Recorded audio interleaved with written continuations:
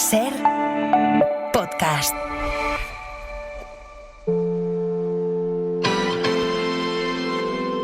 En la cadena Ser, la hora extra. Agárrame con precaución, que me ha explotado el corazón y saltan trozos por los aires. Con Dani de la Fuente. Voy a hacer una confesión, estoy cansado de beber para volverme más sociable. Voy preparando munición por si me piden mi versión, va a ser enormemente tenso. Debiste haber estado allí, fue esperpéntico y fue vil y estuve echándote de menos. Es un milagro, es un instante, solo apenas te ha rozado. Ha regresado aquel olor a dopamina, tal vez nos mate pero sabe a pura vida, a pura vida. Buscar un poco de valor y confundirlo con alcohol, cerrando en falso las heridas. Los protagonistas de las historias que les traemos hoy consumen alcohol y otras drogas más o menos paliativas, bien para socializar, para encontrar valor o para cerrar en falso las heridas del desamor, como cantan 21 en este tema, Dopamina. El grupo toledano ha sacado nuevo disco este fin de semana, por cierto. Ha regresado aquel olor a dopamina. ¿Estás enamorado o solo estás experimentando una descarga fuerte de dopamina? ¿Hay alguna diferencia? Estas son las preguntas que se hacen Connie y Tristán cuando descubren que están enamorados. El problema es que no saben si la conexión que sienten es real o si es consecuencia de un nuevo antidepresivo. Dopamina para todos, bienvenidas, bienvenidos a La Hora Extra. Porque eres mi dosis de dopamina, la que evalúa toda mi esquina. Eres confeti, mi serpentina, mi compañera, mi vitamina. Eres la que sabe cómo va todo esto. Alicia Borrachero, bienvenida a La Hora Extra. Muchísimas gracias. ¿Alguna vez has sufrido de depresión? Con esta pregunta que formula la doctora Lorna James comienza El efecto, una obra de teatro de Lucy Prebble, una de las creadoras de Succession, traducida y versionada por Rómulo Asereto y Juan Carlos Fischer, que dirige. Habéis estrenado en el Palacio Valdés de Avilés. ¿Cómo ha sido ese chute de dopamina, ese estreno? Pues mira, esto que dices es una buena definición, porque una parte importante de la propuesta de Juan Carlos Fischer precisamente es que el público se vea de alguna manera embarcado en un viaje casi sensorial, bueno, no, sensorial, a través de la puesta en escena, de la iluminación, de la música, del espacio sonoro, que es muy importante, y nada de esto es gratuito, realmente está hecho con una intención que ayuda mucho a contar esta historia en la que la dopamina efectivamente está muy presente, sí. Llegáis ahora esta próxima semana a Teatros del Canal en Madrid. Te quería preguntar si mides 1,69 y pesas 59 kilos y medio, más o menos. No, mira, no. Me parece que me quedo corta en todo. Se lo explico a los oyentes, claro, es que he leído el texto, El efecto, y viene, antes de entrar en la obra, la descripción de cada uno de los 4 personajes. Viene su edad, curiosamente la edad de la doctora Lorna James, a quien interpretas, no viene. Sí creo que se menciona a lo largo de la obra que es una mujer de más de 40 años. Viene la estatura y el peso de cada uno de los personajes y reza la nota del autor. Los papeles se escribieron pensando en actores concretos, así que en cuestiones de nacionalidad, referencias físicas u otras cuestiones, los intérpretes deben sentirse libres para moldear el texto a su antojo. Y me ha llamado la atención, no sé si es importante la edad, el físico de cada uno de los personajes y qué libertad habéis tenido a la hora de trabajar este texto con Fischer. Bueno, en este caso lo importante, más que la edad, yo creo que es el momento de la vida en el que están. Hay una pareja que son los personajes que interpretan Elena Rivera e Izan Escamilla, que son los más jóvenes, que son sujetos de control en un ensayo clínico de un antidepresivo. Y luego estamos los mayores, que somos Fran Perea, y yo, que soy aún más mayor, y que somos los médicos que llevamos este ensayo. Él lo dirige y yo estoy, digamos, ejecutándolo en el día a día y tenemos una historia también personal que viene de muchos años. Entonces yo creo que más que la edad o cómo sea cada uno, es el momento de la vida. Los chicos están en el momento de la vida en el que tienen todo por delante. Izan es más libre, más caótico, quiere viajar, quiere conocer el mundo, tiene menos cultura que ella. El personaje de Elena es como más colocada, más con un novio formal mayor que ella, como con la vida más ordenada, pero claro, en este ensayo se desata, se desencadenan unas reacciones químicas, y yo creo que no tan químicas también, que hacen que todo eso, digamos, se descoloque, y lo mismo les ocurre a los propios médicos. Vamos a ir entrando en todo ello. Esta obra está inspirada en unos hechos reales, en unos ensayos clínicos que tuvieron lugar en un hospital de Reino Unido en el año 2006. Unos voluntarios fueron a probar nuevas drogas que les dejaron unos efectos en sus órganos, les dañaron los órganos. De eso va un poco el experimento, el experimento del efecto, es decir, probar un antidepresivo. Han pasado casi 10 años desde que se escribió la obra. Hemos atravesado una pandemia, hemos atravesado un confinamiento, cuyas consecuencias quizá todavía no sabemos del todo, pero por lo menos hoy se habla más de salud mental. Hoy sabemos distinguir un poquito más si lo que atravesamos es una tristeza, como podemos sentir todos casi todos los días, o picos de estrés, y nombrar a las cosas. Lo que es una depresión o lo que es un cuadro de ansiedad. Hemos avanzado en 10 años por lo menos en salud mental. Absolutamente. Mira, me encantaría me has dicho que vas a venir a ver la función. Acuérdate de mis palabras. Hay un momento en el que Fran Perea sale y habla con el público un rato, con un cerebro en la mano, y habla precisamente de esto, de qué es el cerebro y qué es la salud mental, y cómo antes había personas mentalmente sanas y locos, y ahora hay, como lo dice, no recuerdo las palabras exactas, pero ahora estamos sanos y todavía no hemos perdido la salud mental. Es decir, se asume que todo el mundo en algún momento de su vida puede tener un problema de salud mental, y seguramente lo tendrá. La perspectiva de la salud mental está todo el tiempo presente. El personaje de Fran Perea es un psiquiatra, como se dice en inglés, by the book. Es decir, todo es química. Y yo con la química puedo conseguir que una persona se relaje, o puedo conseguir las cosas que ya se han conseguido, pues a lo mejor también puedo conseguir hasta que se enamoren. El personaje que yo interpreto es psicóloga y también es psiquiatra, pero reniega bastante de la psiquiatría a pesar de que está metida en este experimento. Y para ella hay una dimensión que es un misterio, y es el alma humana. No todo es química para ella. Y ese es uno de los conflictos de la obra entre ellos. Pero se habla todo el tiempo de salud mental, y a los chicos también se les ve, porque no saben si lo que les está ocurriendo es por lo que están tomando o no. Y en realidad en los ensayos siempre hay un placebo, o varios. Entonces no están todos, en fin, es peculiar la reacción de cada uno. Sí, es la segunda parte del dilema que quería también plantearte. Claro, si tuviésemos la posibilidad de curar la depresión tan fácilmente como quien se quita un dolor de cabeza tomando una pastillita, o si el trabajar estos problemas de salud mental requieren otro tipo de trabajo más largo, es decir, una terapia. Si es todo química, o si todo fuese química, sería estupendo, o si la química también está adormeciendo determinadas emociones y trabajo de más profundidad que tenemos que hacer.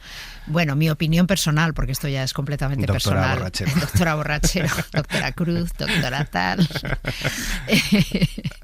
Mi opinión personal es que, es sentido común. Quiero decir, yo creo que en la salud mental, como en todo, no hay un único tratamiento. Yo personalmente pienso que el trabajo personal es fundamental, que todos los fármacos que podemos tomar son un apoyo, pero me parece que si solamente se fía toda la curación a un fármaco, es más un parche, ¿no? Me parece a mí, pero esto es lo que pienso yo.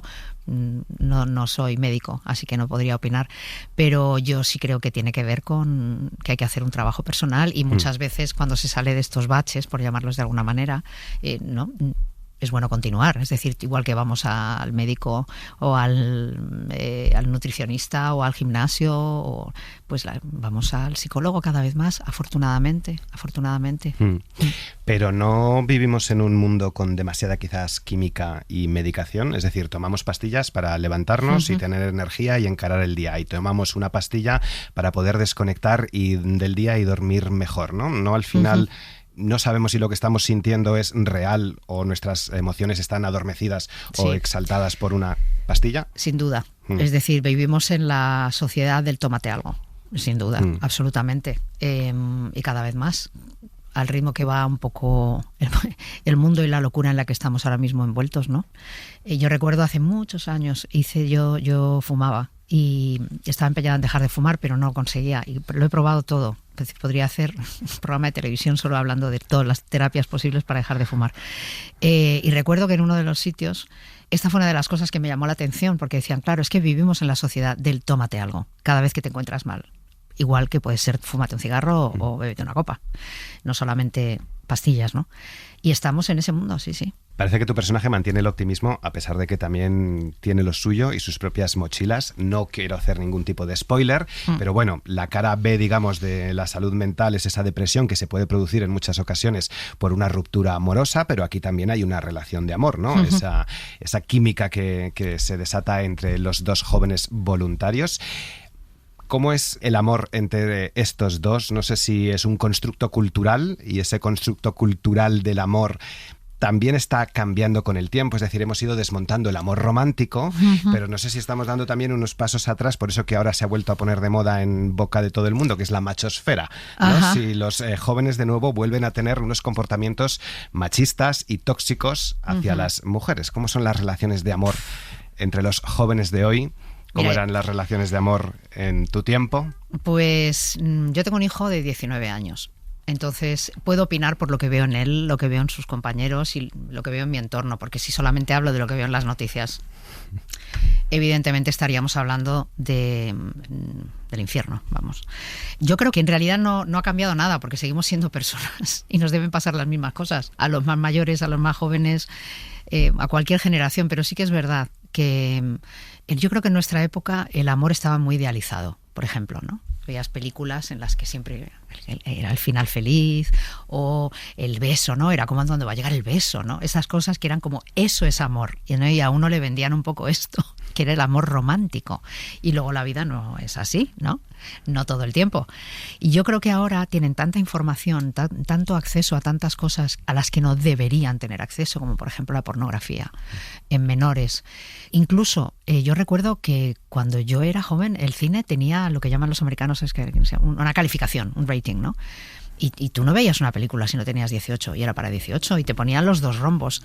Todo esto, que yo no quiero para nada que se confunda con censura, pero sí creo que hay materiales que no son apropiados. Y yo creo que los chicos y las chicas jóvenes están creciendo con una exposición absolutamente descarnada a materiales que no deberían ver. Incluso en las noticias, hay veces que yo me siento delante, bueno, os pasará a todos, te sientas a comer algún día viendo las noticias, bueno, vosotros aquí la estáis oyendo todo el día y dices, madre mía, es que ya no puedo oír esto más porque me va a dar una depresión.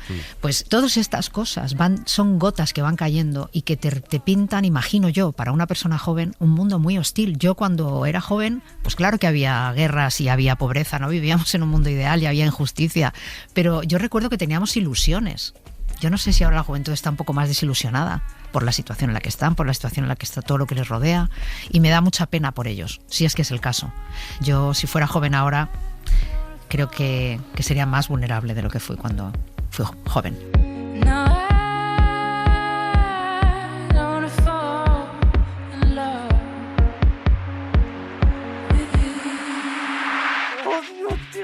¡Te odio! Ojalá sufras como yo estoy sufriendo. ¡Maldita cerda! ¡Puta de mierda! Ana Torrent, bienvenida a La Hora Extra. Muchas gracias. ¿Estás igual que siempre? ¿La misma cara? ¿Estás insultantemente joven? ¿Cómo lo haces? Bueno. No sé si te han dicho mucho esto a lo largo de tu carrera. Esta frase se la suelta Sidoní a su amiga Petra en Las amargas lágrimas de Petra von Kant, que acabáis de estrenar en Nave 10 Matadero. Es una adaptación de Raquel Camacho, que dirige, de la mítica obra de teatro de Fassbinder, que también fue película, estrenada hace más de 50 años y que ha tenido un par de adaptaciones teatrales en España. No sé si has visto la película, si has visto alguna de las adaptaciones teatrales. ¿Cuál ha sido tu acercamiento a Petra y qué dirías que aporta esta adaptación de Raquel Camacho? Uy, son muchas preguntas.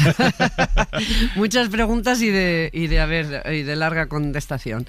Mi acercamiento fue primero por la película.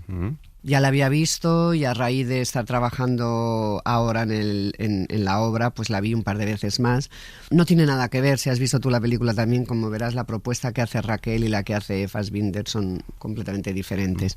Es verdad que la obra en realidad tiene dos cosas. Una, que la historia es una historia bien sencilla, es una historia en realidad de un desamor, que hay una cierta violencia, que los personajes no son muy queridos, o sea, son personajes difíciles, son personajes que todos tienen un lado claramente bueno, un lado malo, un lado egoísta, un lado generoso.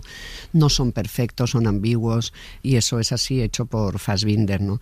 Luego la diferencia clara también es que, claro, una cosa es una película, y una película Fassbinder envuelve este universo, este mundo, micromundo ahí encerrado y no agradable de estas personas que se tratan mal, que se desencuentran. Eso lo envuelve con unos movimientos de cámara, con una estética maravillosa, con una iluminación, con un decorado alucinante. Entonces hace ese envoltorio, que lo mismo que hace Raquel. Lo que pasa es que Raquel hace el envoltorio de su imaginario y de su mundo con otra estética muy, muy, muy diferente, claro, opuesta completamente al mundo de Fassbinder, que es una cosa pues simbólica, una cosa muy barroca, no sé, es un mundo muy, muy loco también, ¿no? Muy imaginativo y muy colorido y muy loco, ¿no? Vamos a ir entrando poco a poco en esta historia, aparentemente sencilla, pero que yo creo que tiene mucho jugo el texto. Es que parece sencilla, pero tiene mucho. Sí. Que esas son las obras buenas, los personajes buenos, porque parece que dices, pues es un desamor, porque en realidad dices, bueno, es una mujer a la que lo ha dejado con su marido, ha empezado a tener éxito como diseñadora y de pronto se enamora perdidamente de una chica y luego la cosa no va bien. Pero claro, es que de todo lo que está hablando Fassbinder detrás es muy potente también, ¿no?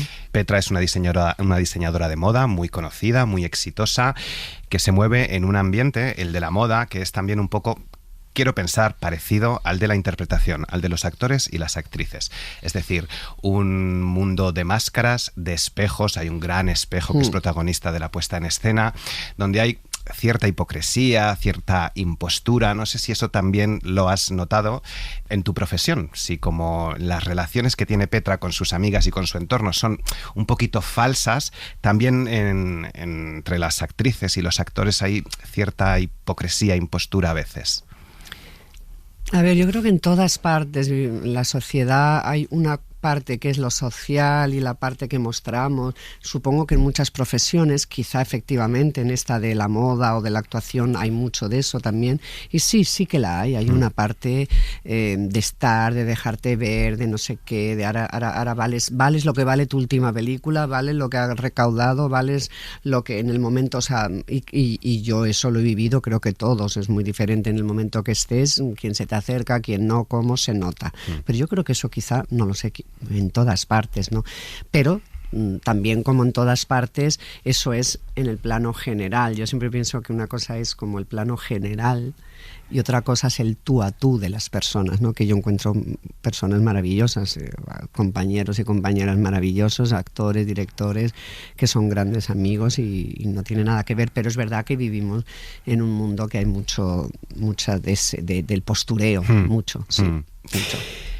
Petra está divorciada, dice que es ella la que le pidió el divorcio a su marido Frank. Sí. Vive con Marlene, su secretaria, a la que trata prácticamente como una esclava, es su sirvienta también. Le presentan a Karin, una joven que busca cómo ganarse la vida, y Petra la ayuda, empiezan una relación. Petra mantiene a su hija, también mantiene a su madre, porque su madre le pide dinero para todo. Es una relación jerárquica, de abuso de poder, de relaciones un poco tóxicas. También es usada por su marido para follar al final, es lo que dice Petra. No sé si es una víctima de este juego de poder, de esta sociedad capitalista y de relaciones jerárquicas, o si también Petra, por cómo usa a Marlene y por ciertos comportamientos que tiene, también es verdugo. ¿Cómo es Petra? Yo creo que es las dos cosas. Yo creo que eso es lo bonito de Petra y de casi todos los personajes de esta obra, ¿no? Petra es víctima y verdugo también, es parte de ese sistema. Petra necesita a los demás. Yo creo que el gran problema de Petra es la soledad, de sentirse sola. Creo que es sobre todo una mujer sola y una mujer que necesita un amor que tiene idealizado. Y en ese buscar a los demás da, como con un miedo también a que si no da, la rechacen. O sea, hay una cosa de tú te metes en una relación, tú eres también el que estás dando, el que estás pagando. También hay un miedo tremendo a que si no, no te quieran, ¿no? Pero a la vez hay una forma de tratar a veces muy duramente a los demás, como a ella le han tratado. Yo creo que a Petra le han tratado muy duramente, es una sociedad que le ha tratado muy duro, su marido y los hombres le han tratado duramente, le ha costado mucho triunfar. También estamos hablando de hace 50 años. Trabaja y ella exige lo mismo de Marlene y quiere lo mismo y cada uno quiere algo de ella. Creo que el personaje tiene mucho que ver, por lo que así un poco indagado y he leído, con el propio Fassbinder. O sea, es una especie de Fassbinder, Petra, que tenía este gran problema de sentirse querido, de la soledad, de no encontrar esas relaciones. De hecho, Las amargas lágrimas de Petra von Kant dicen que Karin es una historia que tuvo con un tío. Todos son personajes de su vida, lo que está reflejando ahí, la relación incluso con la madre. O sea, hay muchísimo de Fassbinder, y en Petra hay mucho de Fassbinder, que puede ser odioso y tierno al mismo tiempo y muy poderoso, ¿no? Como era Fassbinder también, ¿no? No sé si es relevante o no que sean todo mujeres. No sé si estas mujeres se comportan como hombres porque han sido criadas en un sistema patriarcal, o si al final, independientemente del género, todos nos comportamos así con el resto de seres humanos. Es decir, abusamos cuando podemos de nuestro poder, intentamos machacar al más débil. A él le acusaron de misoginia con esta función. Yo no lo veo así. Yo creo que Fassbinder precisamente hizo una cosa muy avanzada también cuando la escribió, que es poner a mujeres, porque sí, ya está, son mujeres, no estaba explicando, ni dando, ni justificando, son mujeres como podían haber sido hombres, como podían haber sido, en este caso son mujeres. Pero yo creo que lo interesante de la función es que son mujeres que acaban comportándose, o sea, acaban llevando las mismas relaciones de poder y de trato en las relaciones, incluso, o sea, en las relaciones de pareja y en todo, que los hombres. O sea, es una revolución social en negativo, dicen, ¿no? O sea, es como, bueno, se libera la mujer para acabar haciendo lo mismo, que es un poco la crítica que está mandando ahí también Fassbinder, ¿no? Como para acabar comportándose igual. Entonces yo creo que es una cosa más del ser humano. Petra dice en una frase de Fassbinder en un momento: el ser humano necesita a los demás pero no ha aprendido a convivir. Creo que es una de las claves de Fassbinder y de lo que pensaba de los seres humanos, ¿no? Hombres, mujeres, da igual, no acaban de aprender a convivir. Cada uno viene buscando algo, cada uno viene con su pasado, con sus historias, el otro viene con las suyas, uno quiere una cosa, el otro quiere otra, y es muy difícil la convivencia. Y eso lo sabía Fassbinder, lo experimentó, y creo que es también de lo que habla la obra. Era mi segunda parte de la pregunta, claro, esa frase que has sacado del texto que me llamó mucho la atención: el ser humano necesita a los demás, pero no ha aprendido todavía a convivir. ¿Se ha acentuado esto más en el último medio siglo? Es decir, ¿nos hemos vuelto todavía más individualistas, menos empáticos con los demás? ¿Es un mundo más egoísta, más cruel?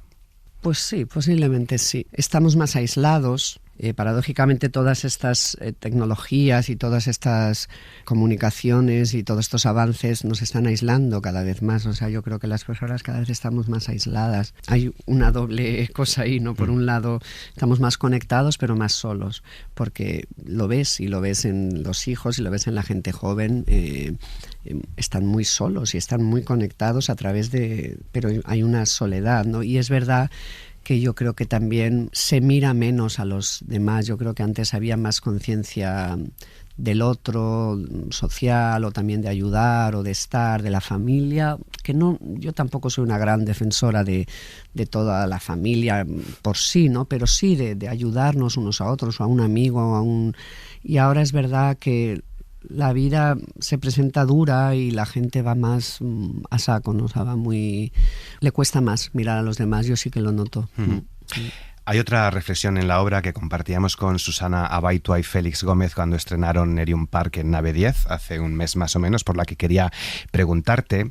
El éxito de ella, el éxito de Petra, que su marido no alcanzó, es lo que produjo la ruptura del matrimonio.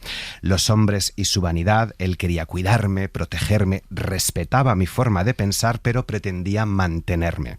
No sé, Ana, si sigue habiendo hombres, demasiados, que llevan mal esto de que una mujer les mantenga, que no digieren bien el éxito, el poder, el triunfo, el liderazgo de las mujeres. Yo creo que sí, creo que sí. Y ahora hablando, sí, seguro que sí, y es más, y poniéndonos más serios, hay muchos hombres que no soportan absolutamente nada, de ahí la violencia, no soportan nada, o sea, no soportan nada, no es que no soporten, es que tienen todo equivocado en el concepto de lo que es una pareja, de lo que es una mujer, de lo que es una persona, y es como eso, esa cosa de poseer, de tener y una grandísima violencia, ¿no? Pero dejando esos extremos, por desgracia, tan comunes a un lado, yo quizá no me muevo en esos ambientes, pero yo creo que hay mucho de no poder soportar. De hecho, sigue habiendo muchas diferencias en salarios, por ejemplo, con los mismos puestos. ¿Eso qué es? ¿Y por qué? Sigue habiendo muchas dificultades que les ponen a las mujeres, pues por algo será. ¿Por qué les ponen tantas dificultades? ¿Y por qué no quieren esto? ¿Y por qué no quieren lo otro? Pues hay un miedo también o una inseguridad tremenda después de tantos años y años de estar en un lugar, de que la mujer esté en otro lugar, ¿no? Y de estar de igual a igual, ¿no?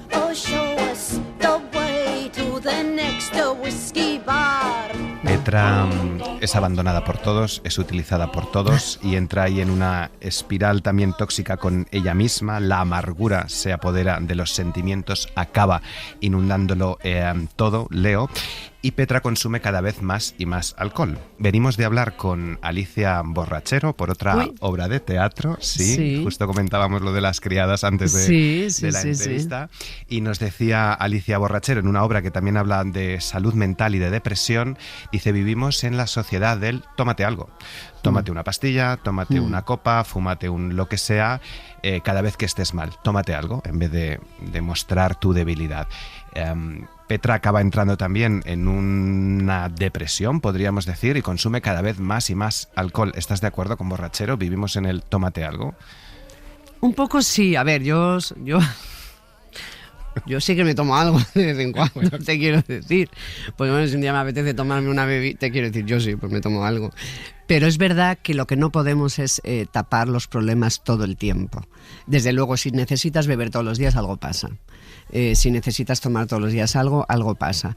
Y luego además hay esta cosa de no pasar por ciertos estados o ciertos momentos. Hay momentos en los que uno tiene que tener angustia, pues es normal, pues es lo sano. Tu cuerpo está reaccionando a lo mejor bien, con una cierta angustia o con una cierta tristeza por algo que ha pasado. Es como que todo está ya como cualquier cosita, hay pues una pastilla, una medicación, un no sé qué. Pero si hay procesos que son normales y lógicos y no pasa nada, no ocurre nada por sentirse así un poco unos días, ¿no? O sea, eso sí, y es verdad que creo que España es de los países que más, por ejemplo, pastillas consume, de tranquilizantes, y eso creo que es de los que más, con mucha diferencia de la Unión Europea. O sea, aquí se receta un Lexatin como quien se toma un vaso de agua. Se usa mucho y es verdad que hay veces que no hace falta y hay veces que dices, bueno, pues voy a pasar esto tampoco, a ver, necesito siempre estar tapando esto, ¿no? Pero sí tiramos mucho, y del alcohol, por desgracia, se tira mucho y se ha normalizado demasiado. Tienes las dos entrevistas completas con Alicia Borrachero y Ana Torrent en vídeo en nuestra página web y en tu plataforma de audio favorita. Suscríbete. La hora extra.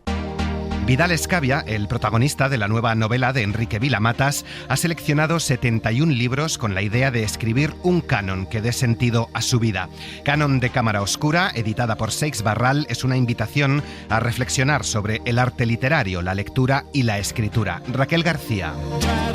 Cuenta Vilamatas que su último libro, Canon de Cámara Oscura, nace de su necesidad de escribir y de un encargo que recibió de una revista literaria para que eligiera sus libros de cabecera. En una encuesta de hace años que me preguntaron por mis libros favoritos, conté que los míos estaban guardados en una cámara, en una habitación oscura. Y no sé por qué lo hice, pero el cuarto oscuro de casa, no había un cuarto oscuro, era imposible.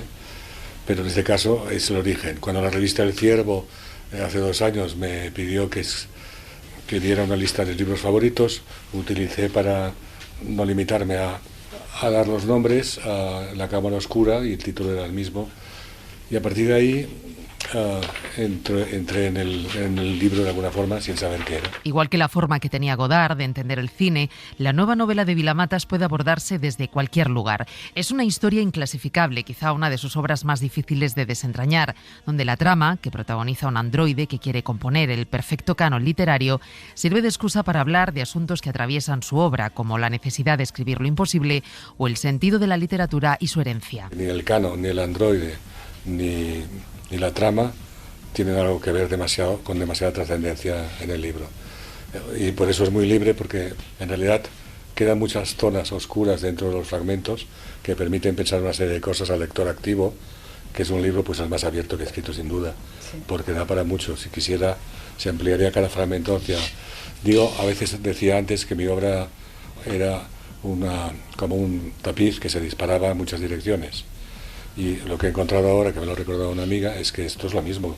Es una obra que se dispara en diversas direcciones. La historia gira en torno a Vidal Escavia, el protagonista, que ha seleccionado 71 libros en un cuarto oscuro de su casa y que cada mañana elige uno al azar para componer ese canon, un canon desplazado, inactual, disidente de los oficiales. Es un canon de fragmentos donde el autor también ha actuado al azar, convirtiéndolo en una especie de diario de sus lecturas durante el año y medio que tardó en escribir el libro, que juega con varias voces narrativas, pero siempre desde el punto de vista del replicante, del individuo que está fuera del tiempo y del espacio. Tenemos a un autor que no soy yo, a un narrador que se ha refugiado en el gabinete del autor.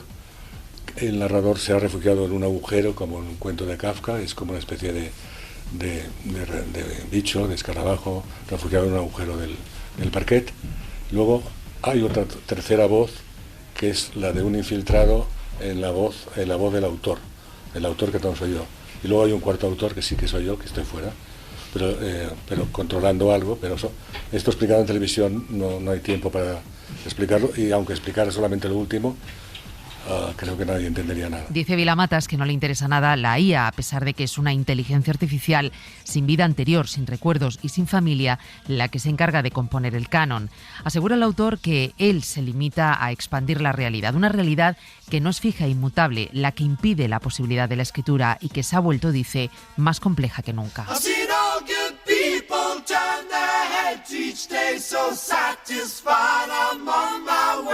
El cómic es el gran protagonista literario de los primeros días de esta primavera de 2025.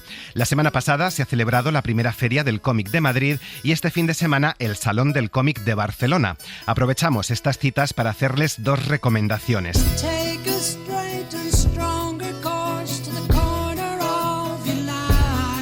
La primera es la obra de Richard Maguire, el autor de la aclamada novela gráfica Aquí, Here, que Robert Zemeckis ha adaptado al cine el año pasado con Tom Hanks y Robin Wright y que ha reeditado Salamandra. El estadounidense ha estado esta semana en varias ciudades españolas hablando de esta obra que nos cuenta la historia de una familia dentro de un mismo salón de estar durante el paso de los años, desde la prehistoria hasta 2033. Con el dibujante ha estado Pepa Blanes. En 1989, Richard Maguire publicó unas viñetas en la revista Raw sobre una familia en una casa.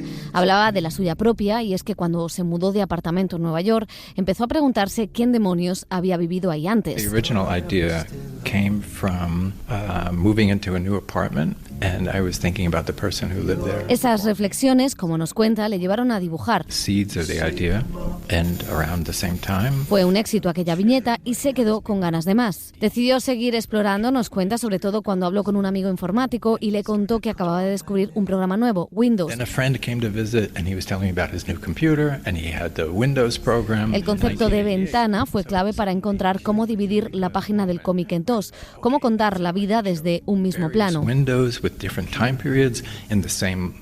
No fue hasta 2014 cuando el autor publicó un cómic completo, Aquí, que revolucionó la narrativa del TVO y que hoy todavía sorprende por su calidad, por la profundidad y la originalidad de la propuesta.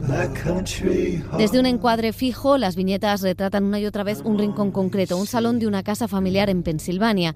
Sin embargo, lo que sí se mueve es el tiempo. El mismo lugar donde se asentaba un bisonte en el 10.000 a.C., o donde hubo una tala de árboles en 1763, o donde vivían los nativos americanos, o donde su familia veía la televisión en el año 99. I learned as I was doing the research for the book about what happened. Fui descubriendo partes de la historia de ese lugar que ni yo mismo conocía, pero no me quise aventurar en el futuro. Músico, cineasta, escultor, ilustrador, quizá ese eclectismo es el que ha hecho tan impactante este cómic, que ha sido adaptado a la realidad virtual, al arte experimental y al cine. Papá, quiero presentarte a Margaret. Encantado, Margaret. Encantada, señor Young. ¿Cómo vuela el tiempo, verdad? Robert Zemeckis estrenó en diciembre su versión cinematográfica. My first reaction to the director was I didn't think it could be a film. Creía que era imposible, pero se las apañó para hacerlo, dice Maguire, que ha aprendido de todas esas adaptaciones algo importante. Es cierto que no tengo nada más que contar sobre esta historia, pero sí que he descubierto que cada medio sirve para contar una cosa, para llegar de manera distinta a la gente, que cada uno tiene su propio lenguaje. El cómic, por ejemplo, nos dice, es más introspectivo, permite pensar. El cine es mucho más directo, deja menos a la imaginación. Decía el autor que, eso sí, estaba encantado con que Tom Hanks fuera el que interpretara a sus familiares. Fue como un sueño y pensé que ojalá mis padres vivieran para poder verlo, porque ellos sí que eran fans de él. La verdad es que fue raro estar en el rodaje, hablar con él, que sí tiene algo de estrella de Hollywood, pero a la vez es una persona completamente normal, como los personajes de mi cómic. Maguire contó también cómo ha sido su método de trabajo. Ponía los dibujos en una pared y la música le ayudaba a estructurar y a tener ritmo y a readaptar la historia. No es una narrativa formal, es fragmentada, de ahí el éxito de Aquí, un cómic que nunca pasa de moda. Y en el Centro de Cultura Contemporánea de Barcelona podemos disfrutar hasta el mes de noviembre de una magnífica exposición dedicada a Chris Ware, uno de los autores más innovadores del cómic moderno. Sus dibujos y viñetas emocionan porque abordan la existencia humana con gran profundidad. La exposición repasa la obra y el pensamiento crítico de un historietista fundamental, creador de numerosas portadas de The New Yorker. Dibujar es pensar, con Soledad Domínguez de Radio Barcelona. Seguro que es una irreverencia, teniendo en cuenta que hablamos de un autor a quien los expertos han comparado con Tolstoy o James Joyce, decir que los cómics de Chris Ware recuerdan un poco aquella serie de Elige tu propia aventura. Pero lo cierto es que las historias de este creador norteamericano tienen muchas lecturas posibles, dependiendo del lector o incluso del formato en que se publica la historia. Chris Ware explicaba en Barcelona que aunque en la escuela de arte le decían que las historias había que planificarlas y dibujarlas teniendo muy claro desde el principio cuál iba a ser el nudo y el desenlace, a él eso no le funciona. Suena a locura decir que dibujo improvisando sobre la marcha, pero no me funciona sentarme y tratar de planificarlo todo. Es como la vida, no puedes planificarlo todo porque podrías pensar, me casaré, tendré un hijo y después me moriré, pero pasan muchas cosas en medio que no puedes predecir. La exposición sigue de forma cronológica la trayectoria del artista desde su primera colección Acme Novelty, pasando por las historias del ratón Kimby o la serie casi biográfica de Jimmy Corrigan, donde Ware habla sobre la soledad, sobre el abandono o las relaciones familiares complicadas como la que él mismo tuvo con su padre, con el que apenas tuvo ningún contacto durante su infancia.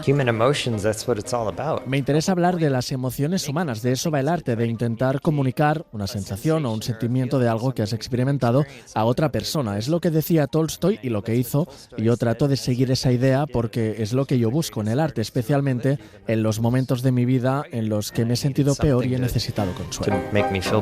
Al artista, que desde hace 25 años colabora con la revista New Yorker, le apasionan los edificios antiguos, la nieve y el estilo de música ragtime. No quiere saber nada, en cambio, ni de las políticas de Donald Trump, ni de las redes sociales, ni tampoco de la inteligencia artificial generativa. Puede intentar imitar los cómics, pero ¿qué sentido tiene? Hay algo en una línea dibujada a mano que viene desde el interior de un ser humano real, que es único para esta persona y que comunica algo sobre su experiencia personal. Y eso ciertamente puede ser imitado, pero no será lo mismo, porque el lugar del que surge es totalmente diferente. Si alguien tiene que imitarlo, mejor que sea otro ser humano. Por eso la última parte de la exposición invita al público a dibujar de forma colectiva un cómic que conectará a dos vecinos de Barcelona, una señora mayor que vive sola y un joven inmigrante. De entrada, su único nexo de contacto es una pescadería. María Jesús Rodríguez ha estado en la técnica. Muchas gracias por acompañarnos. Buena semana.